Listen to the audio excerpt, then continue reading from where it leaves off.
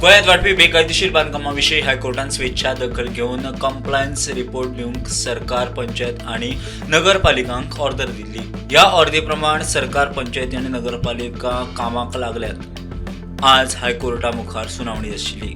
The government asked for time for the purpose of reviewing the whole thing, and the court has granted time.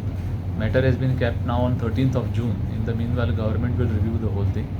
As far as compliances by the municipalities and panchayats are concerned, the court has granted them extension till 12th of June, and the matter has been now kept on 13th of June before the court.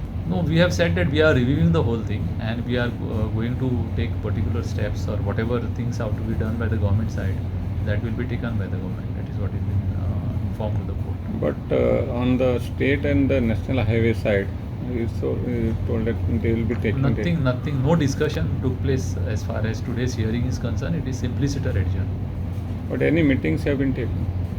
No, that is happening at the government level. स्टुडंटा खातीर senior reporter Mukesh Kumar.